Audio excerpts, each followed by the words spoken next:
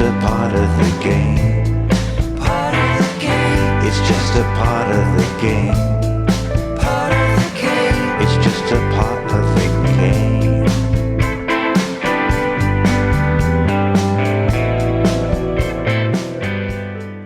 Hello, everybody. Welcome back to Geezerology. I'm Scott, coming at you solo from South Florida.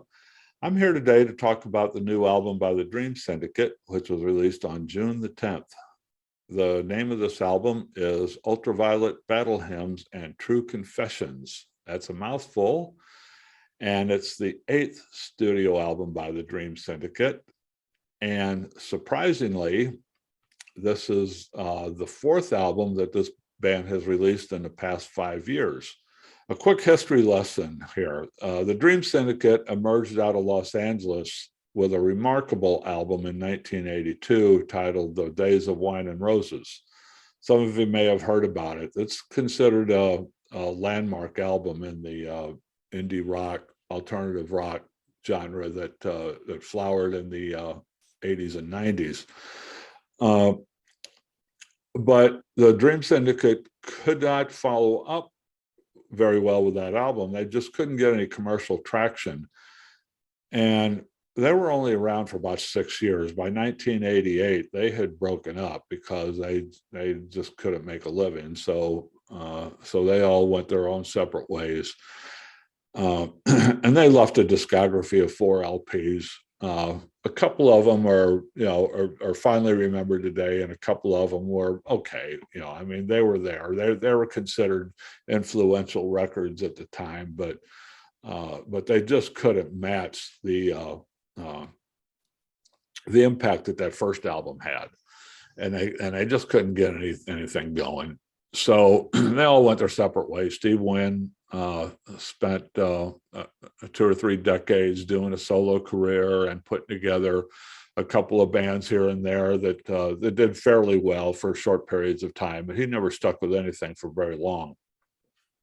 But let's fast forward 24 years to 2012, when Wynn got with another founding member of the Dream Syndicate, drummer Dennis Duck, and they decided to put the band back together for a few shows in Spain to mark the 30th anniversary of the debut album, The Days of Wine and Roses. Now, this new lineup, it worked pretty well. I mean, they did some good shows. They all felt they were all happy working together. They started getting hired to do shows and did a few shows in Europe, did a few shows in the US, and it all worked pretty well. And so these guys pretty much spent the next 5 years doing that until we come to 2017. And this band decided to go ahead, okay, we're doing pretty well with the old material. Let's try some new material. So they went into the studio. They got signed by Anti Records, went into the studio and came out with an album in 2017, which was their first album in 29 years. So here we are 5 years later. They've continued to work together. They've continued to record. And the next thing we know, now this band, this current version of the band has been together for 10 years now, which is longer than the first version lasted.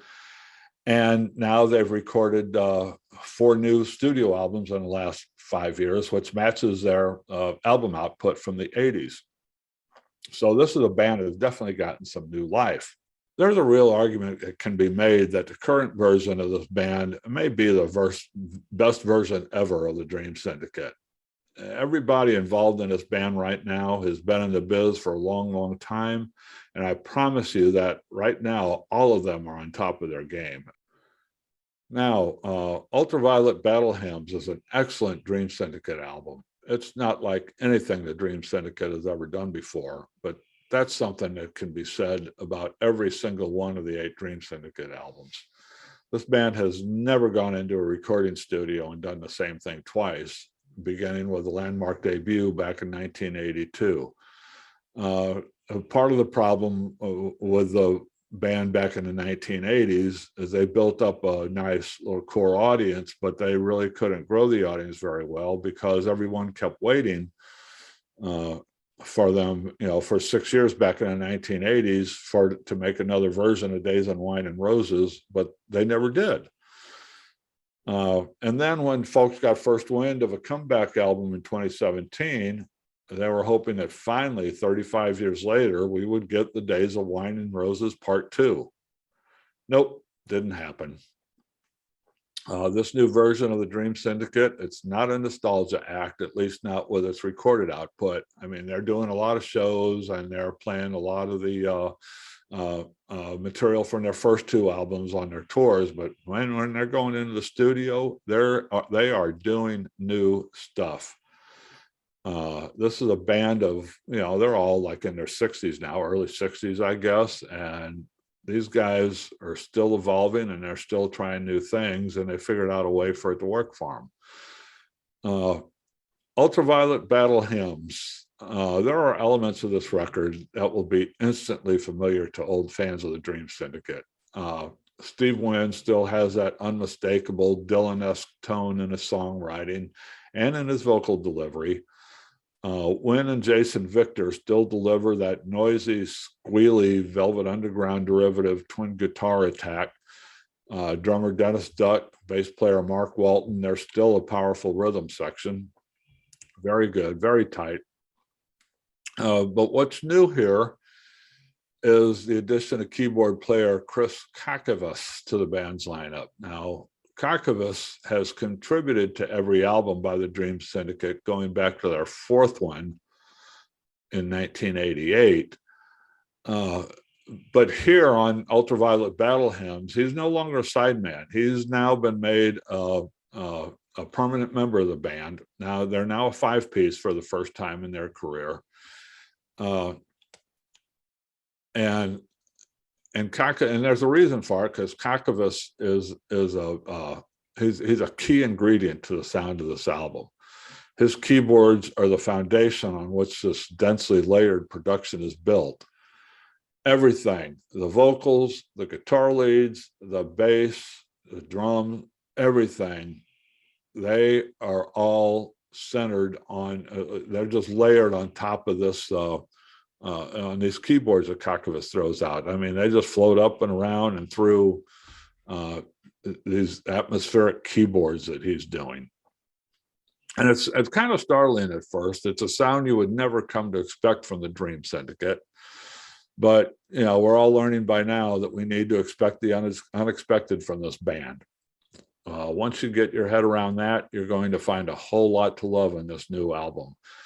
If you're a fan of the Dream Syndicate from back in the early 80s and lost track of them, definitely check this out. I think you would enjoy this. It's like I say, it's different, but it's a good one. If you've never heard the Dream Syndicate before, this would be a great place to start with them. They're fantastic musicians and a fantastic band, and this is a fantastic album. I do plan to come back with more on the Dream Syndicate later.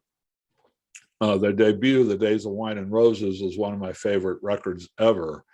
And I'll be back this fall to mark the 40th anniversary of that one. And I'm kicking around some ideas to do more on this criminally underappreciated band. I'm thinking that I may go through, since each of these albums are different, I may do a series where I just go through all the discography of the Dream Syndicate and talk about and introduce you to each one of these things, because there's something interesting about every single one of these albums. But in the meantime, I'll just close out with a few sound clips from this new one, Ultraviolet Battle Hymns and True Confessions.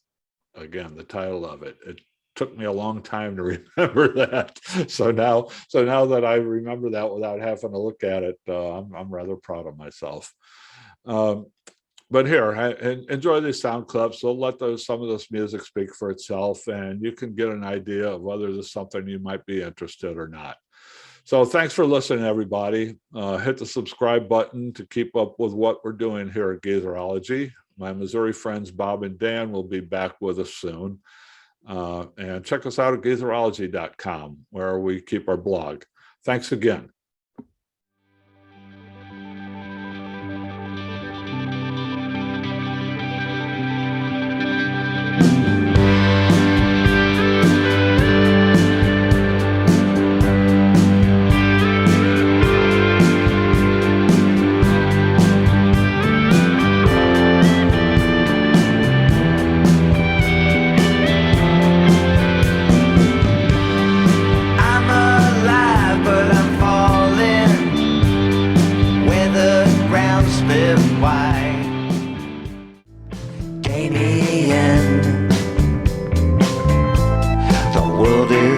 Closing in on you.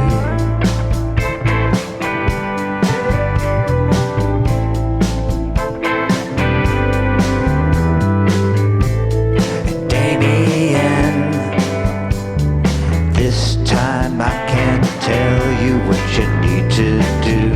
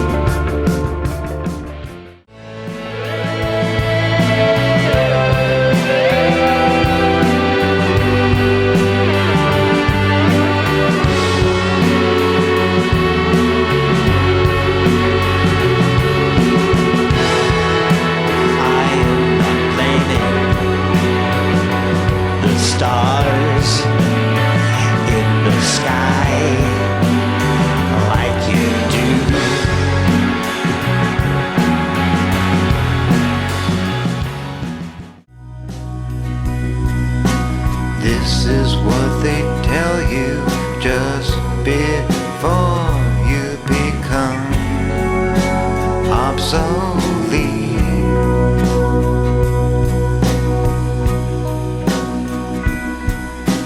Easy words and a gentle tone, and then you're out on the street.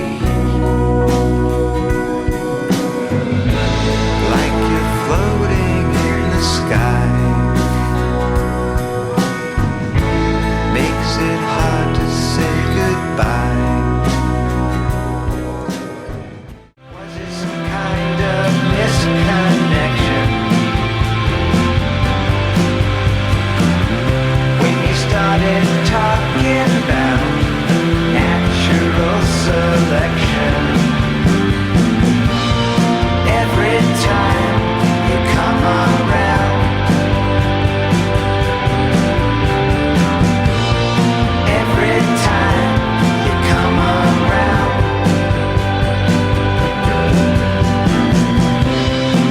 tell me what you think is obvious. I'll tell you why you're wrong. All the unwed mothers cooling off in the shade, signing off the proclamation, Independence Day parade.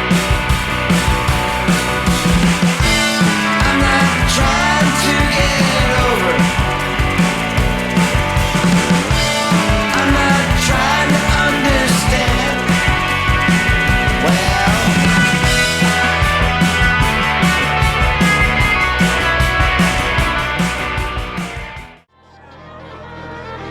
lesson number one is just a warning.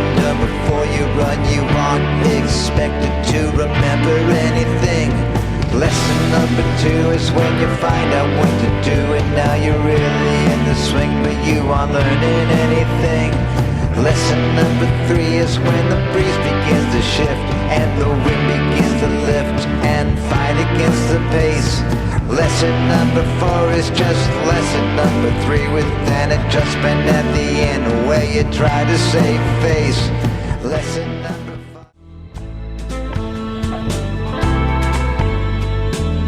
5. Tasted fear from the tap, spilled a little in my lap. Stain remained, the loss is gained. Another feather in my cap. It's easier to smile, compile, and keep the peace for a little while. It's not that I can't stand the pain, it just gets hard to ascertain. Underwhelmed and underlined, blame it on my lazy mind.